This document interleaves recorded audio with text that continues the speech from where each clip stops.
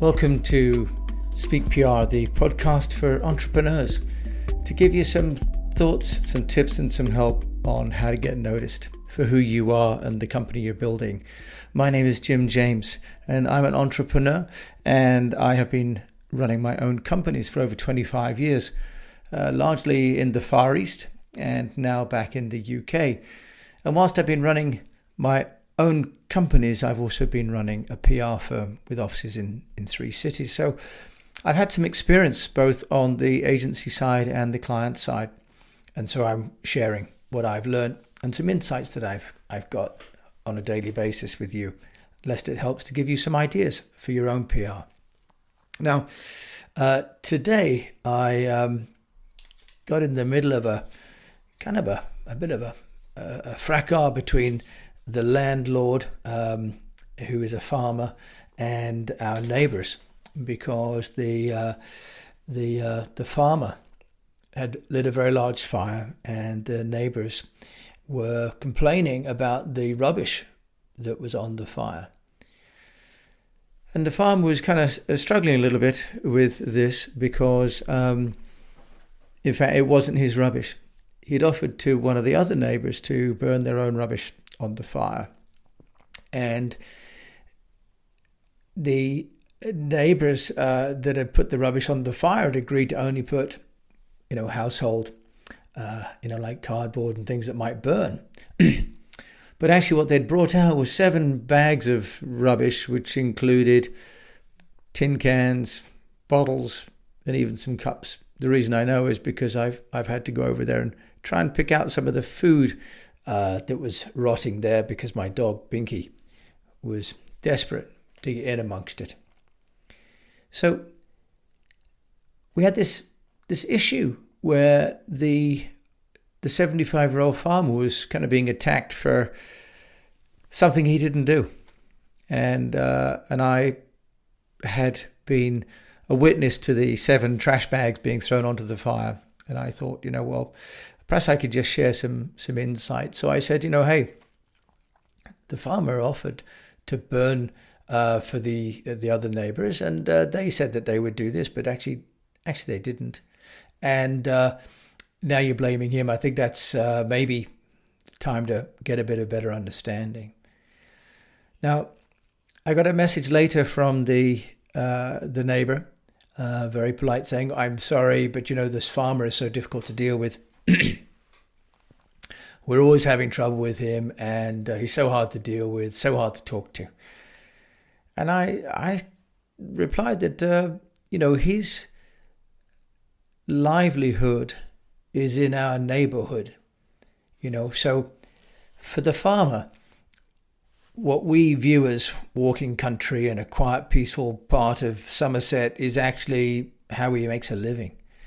And his staff are furloughed, and he is having to do a lot of the work on his own. He's 75, driving a tractor, lighting fires, putting up fences and so on.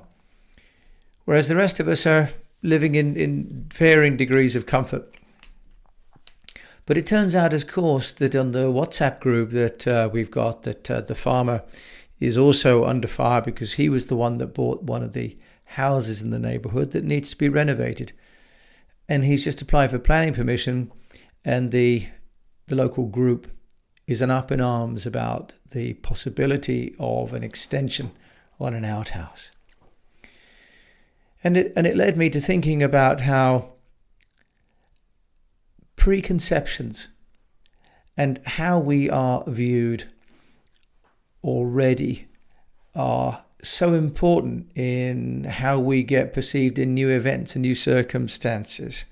So we have a case where a 75-year-old farmer is just trying to do his job, but as far as the others are concerned, he is ruining the landscape. He is ruining how much sunlight they get into their back bedrooms. And so we end up in this situation where actually no one's done anything wrong, but people are fighting with each other. And I suggested to the farmer, maybe an idea would be to print out the diagrams for the buildings. And he said, I'm just going to build a house that's full of light and it'll be wonderful for a family to move into. I don't understand what the problem is. So his remit to the architect was that it should be a family house with lots of sunlight and should be able to look over the fields. But the other people looking at this just saw a change to the existing dwelling. They saw an extension. They thought of noise. They thought of chaos. The farmer said, I can employ people for 6 months on this project. That's good for somebody. That's getting people back to work. But the neighbours see that as more traffic, strangers coming in and out of the neighbourhood. Same issue, entirely different viewpoints.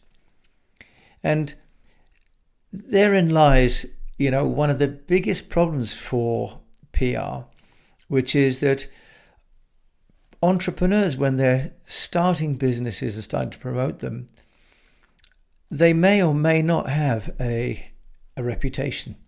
Their company may or may not have a reputation. Their industry may or may not have a reputation. We've just been posting on our website, and I'll put a link into the podcast, the EASTWEST Trust Index, which they've just published this year, which they publish every year. Now, this trust index is done all over the world. Thousands of people are surveyed. And what it shows this year is an alarming reduction in the degrees of trust between members of society and the institutions of society. Institutions being NGOs, being companies, being the media, being government themselves. Now, what we've got then is this reduction in the levels of trust in organizations and parties that in the past were bastions of trust and credibility. And in the same way as our farmer, who in the past would have been considered a landowner, gentry, now the default is to distrust him because his interests are not aligned with those of the people that are living here in leisure. So we had this situation where EASTWEST is saying that people of all generations and all societies are now trusting institutions less and less. And yet we are coming into these markets as entrepreneurs now, having to overcome this cynicism. And during COVID, one of the issues that people have been raising is if they're making money currently, is it okay to say that? And should they be making money? Should they be profiting out of the loss of others and the hardship of others? Just in the way that I imagine people had the same angst during great wars or other great outbreaks. There will always be winners, there will always be losers, but to be seen to be profiting is, of course, in certainly our society in the West, to be considered, poor form. Of course, in China, they have this view that opportunity comes out of crisis. So we're in a position where even in our local neighborhood, the relationships are all on tenterhooks at the moment. And in PR and as entrepreneurs, one of our roles inside the company and amongst our allies and amongst our customers is to give some reassurance that we have integrity, that we have moral direction, and that we can give moral leadership at a time when people don't trust each other. So how are we going to do that? And one of the things that I've been working on today is video. There is a natural desire for people to watch other people, and you see this if you ever travel on the plane. Now everyone picks up a screen, and if you're reading the newspaper and the screen comes down on the plane or the train, everybody stops reading and looks at the screen. So moving images are much more impactful because they have more information. They're actually just a much more efficient way of transferring information from one party to the other. And also, as we've said before, things like body language make a difference, well beyond what you say, how you look, and how your body is positioned when you're speaking and so on, as we saw with Boris Johnson recently, says as much, if not more, than the words that you're speaking.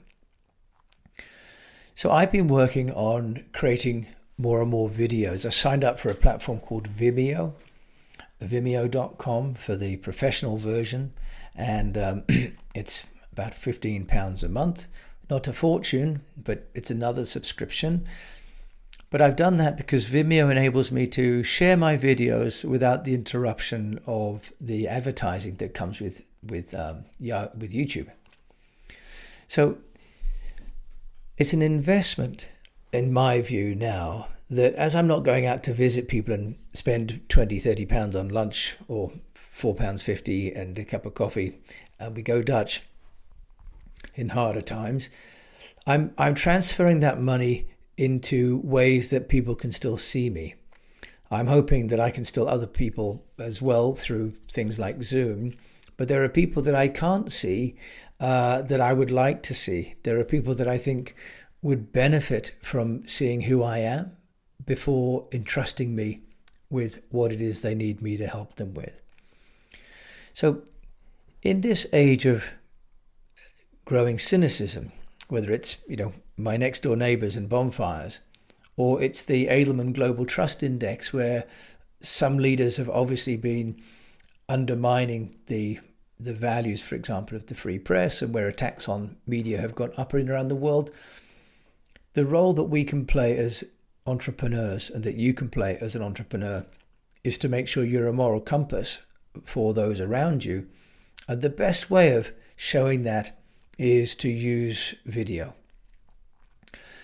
Now, what I've done today is I have used my MacBook Pro and my Logitech HD camera and my Rode USB mic to record videos of Speak PR, the first step, which is called Storify. So I spent quite a lot of hours actually editing this, partly because I made lots of mistakes. But I went online and found a young man in America called Mike who gives these amazing tutorials on how to use a Mac to film both yourself and the screen at the same time, and how to embed one and the other. And I invite you to come to eastwestpr.com/speakpr to see the results.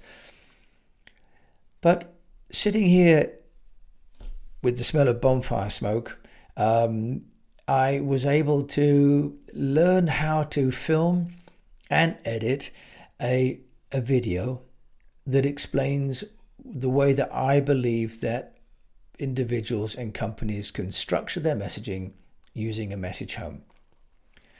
Now, obviously it's not the same as if I was able to be in a room with all those people, but at least it's there. At least I'm present. At least if someone does come to my website or finds me on Facebook or LinkedIn or Twitter or YouTube, they will be able to find and see who I am. So I think the thought for the day is that video, with the technology that we've got available and the learning that's been shared online for free by people like Mike in America, is enabling us as entrepreneurs to sit at home or in our office, home studio, whatever, and create even the most basic, even the most rudimentary of content. I'm never going to be a Coppola or in any way winning awards or anything for the video or nor the audio that I'm making right now at home, sitting in the conservatory while the kids are upstairs.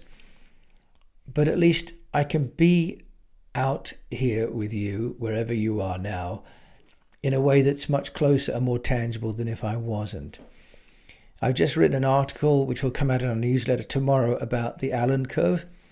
And this was after Professor Allen studied the MIT and wrote a report about how communication decays due to distance. And he issued an updated book in 2006, which admittedly is still some time ago, But the advent of internet was already with us, and basically what he demonstrated through these tests was that the technology isn't really going to make us communicate any more than not having it. So, but what does work is if we use the technology as a platform, as an enabler. So, as I say in my Speak PR Storify first chapter, it's all about you. It's about me. It's about the entrepreneur getting something written down, filmed, or laid down as an audio track and shared, because the Allen curve comes into effect the further away we are from each other and the longer time we are away from each other. And the only way we're going to keep our businesses going is if we keep communicating how we can add value and how we can transfer value from other people to our own company. And that's the essence, of course. As Peter Drucker said about business, it only exists to transfer value from one entity to the next. PR can do that because it enables you to communicate the value you can offer. So I leave that with you. I invite you to come to the website, see the videos, leave your comments and subscribe to our newsletters. And if you've got any questions, please do email me, write to me. I'm more than happy to answer them. That's my way of trying to share during this COVID times the skill sets that I've got with entrepreneurs around the world so they can build a better business. Thank you for listening. Good night and keep communicating.